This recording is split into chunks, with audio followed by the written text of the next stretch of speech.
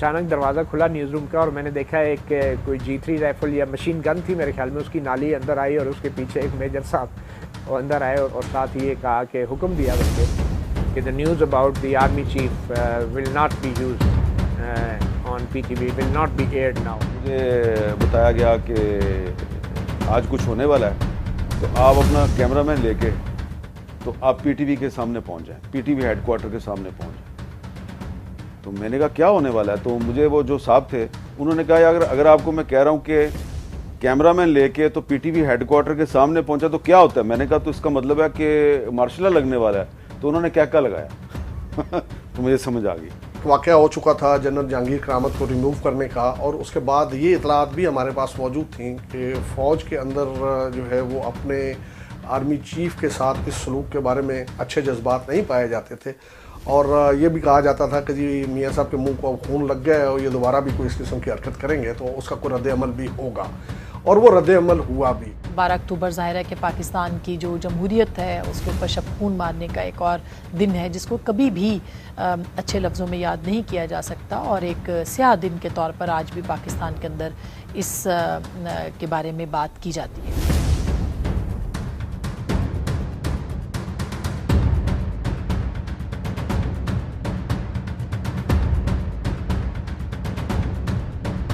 12 अक्टूबर 1999 को ट्रांसमिशन बंद कर दी गई, और ये मेरे ख्याल में PTV की तारीख में पहली बार हुआ कि 9 बजे का ख़बरनामा नहीं चला था उस रात। ये कभी ऐसा हुआ नहीं था, और उसमें फिर सुबह जाके तकरीबन 4 बजे PTV से हमें जाने की इजाज़त मिली। अब तक जनरल मुशर्रफ का एक रिकॉर्डेड जो खिताब था वो भी हो चुका था, जिसमें उन्होंने अनाउंस किया कि फ़ौज ने टेक ओवर कर लिया है। Dear brothers and sisters, your armed forces have never and shall never let you down, inshallah. We shall preserve the integrity and sovereignty of our country to the last drop of our blood. I request you all to remain calm and support your armed forces in the re-establishment of order to pave the way for a prosperous future for Pakistan. 12 अक्टूबर 1999 का जो military कू है वो मुझे आज भी ऐसे लगता है जैसे कल की बात है। 2 ट्रक आए हैं और एक ट्रक में कुछ सिविलियन भी थे और एक कर्नल साहब को मैं पहचानता था, वो सिविलियन ड्रेस में थे। ऐसा लगता था वो जल्दी जल्दी आए हैं वहाँ पे। दूसरे ट्रक में ट्रूप्स थे और उन्होंने PTV हेडक्वार्टर को अबूर किया, गेट फांदे अंदर गए, और अब हमने देखा हमारे आंखों के सामने मिलिट्री कू हो गया, और बड़ी आसानी से 2 मिलिट्री ट्रक आए और उन्होंने PTV हेडक्वार्टर पे कब्जा किया। ये एक अजीब सी फ़िज़ा उस दिन रेडियो पाकिस्तान की थी। अतराफ़ में उस पूरी सड़क के ऊपर जो कि शाहराह दस्तूर है उस पर फ़ौज की गाड़ियाँ थीं, और एक खामोशी थी इस्लामाबाद के अंदर जो आज भी मुझे याद है। रेडियो पाकिस्तान के बाहर भी बख्तरबंद गाड़ी थी, रेडियो पाकिस्तान के अंदर भी थी, और जा बजा आपको जो है वो हमारे जो अहलकार थे वो नज़र आ रहे थे। तो एक बड़ा एक सैड सा, बड़े एक तकलीफ़ दे और अफसोसनाक मराहिल थे ये कि एक हुकूमत को जो है वो बरतरफ किया गया। एज अ जर्नलिस्ट तो मैं ये कहूँगा कि ये मेरा पहला एक्सपीरियंस था कि कोई इस किस्म का इकदाम होने जा रहा है मार्शल लॉ। ये एक्शन हुआ है कि नवाज शरीफ साहब जो हैं उन्होंने जनरल परवेज़ मुशर्रफ को चीफ ऑफ आर्मी स्टाफ के ओहदे से हटा दिया है, और जनरल ज़ियाउद्दीन भट्ट जो हैं उनको उनकी जगह पे नया आर्मी चीफ मुकर्रर कर दिया है। मैं ख़ुद जो है वो PTV की तरफ गया, रास्ते में हम जाते हुए देखते गए क्योंकि वही गुज़रगाह थी प्राइम मिनिस्टर हाउस की और प्रेसिडेंसी की भी। तो वहाँ से गुज़रते हुए हमने ये देखा कि जो सेक्रेटेरिएट ब्लॉक वाली साइड है रोड की, जो पार्लियामेंट की तरफ है, वो वहाँ पे ट्रुप्स थे, मौजूद थे, गाड़ियाँ भी थीं उनकी, और वो रोड जो है वो ट्रैफिक के लिए नहीं था। दूसरे वाली सामने वाली रोड जो है वो उससे ट्रैफिक जो है वो दोनों तरफ की चल रही थी। जगहों पे मुख्तलिफ कमरों में हमें महदूद किया जा रहा था और कहा जा रहा था कि आप इधर जा सकते हैं, इधर नहीं जा सकते। कंट्रोल रूम की तरफ मेरे ख्याल में बहुत ज़्यादा ही वो, जब ट्रांसमिशन बंद होगी तो वो तो फिर बिल्कुल ही रिस्ट्रिक्ट हो गया एरिया। सिर्फ न्यूज़ रूम के हद तक मूवमेंट की इजाज़त थी, या कहीं जाने के लिए भी हमें जो थी इजाज़त दरकार होती थी। मगर कुछ देर बाद जब वो ISPR के लोग आ गए तो चीज़ें थोड़ी सी रिलैक्स हुई, और हम जो है वो कुछ थोड़ा बहुत मूवमेंट कर सकते थे। मतलब एक टसल थी कारगिल के बाद जो कि सिविलियन गवर्नमेंट के साथ थी, और जाहिर है कि पॉलिटिकल गवर्नमेंट जो कि मियां नवाज शरीफ बार बार बाद में भी कह चुके हैं कि उनको मालूम नहीं था कि ये ऑपरेशन जो है वो किया जाना है।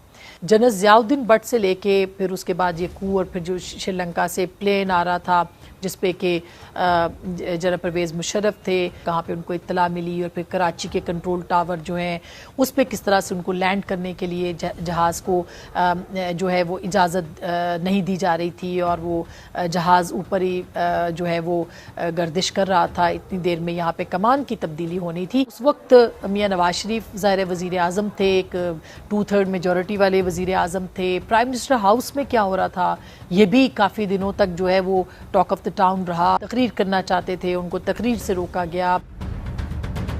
ये वो टसल थी जो वजह बनी जनरल परवेज़ मुशर्रफ के साथ मामलात को ख़राब करने की और होने की, और जो सब कुछ पीछे की कहानी थी वो मंजर-ए-आम पर आ चुकी थी, वो खुल के सामने आ गई थी कि जनरल परवेज़ मुशर्रफ जो हैं वो बाकायदा उन्होंने इक़्तिदार संभाल लिया है, कू कर लिया है और एक जमहूरी हुकूमत को बरतरफ कर दिया। कराची ब्यूरो से हमने कराची की स्टोरी मंगवाई, और इस्लामाबाद में जो हो रहा था वो हमने इस्लामाबाद मैंने भी देखा, मेरे साथ रिपोर्टर भी थे, कैमरामैन भी थे।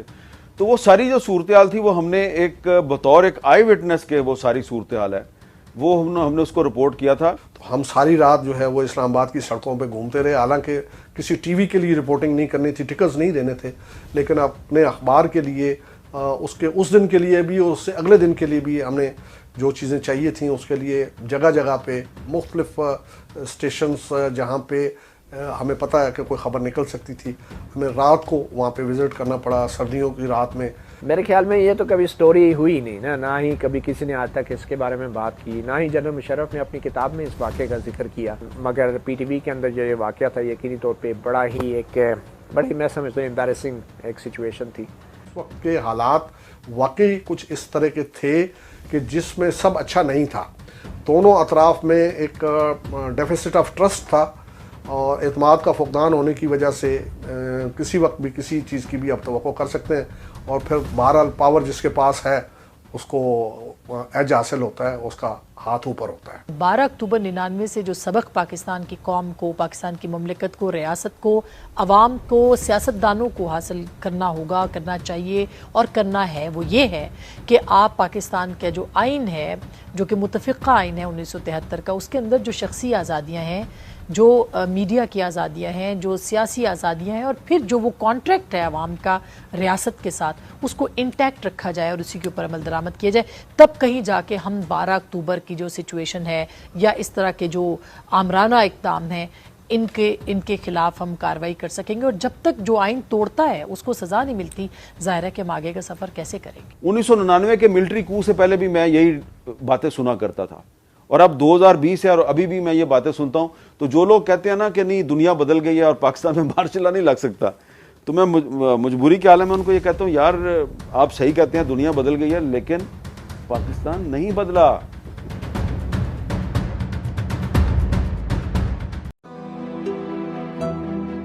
सुना है जहां बर्फ पड़ती है उस गांव की कच्ची गलियों में सरे शाम अंधेरे उतर आते हैं। हम बर्फ से कोई रास्ता निकालेंगे, मन के जुगनू जला लेंगे। मेरे पैरों में पड़ी ये सब पगडंडियां एक बर्फ पोश चोटी को जाती हैं, जहां सूरज भी धूप सेंकने को आता है। हम वहीं अपना मकान बना लेंगे और मन के जुगनू जला लेंगे। अभी रास्ते कठिन और मंजिलें सराब हैं,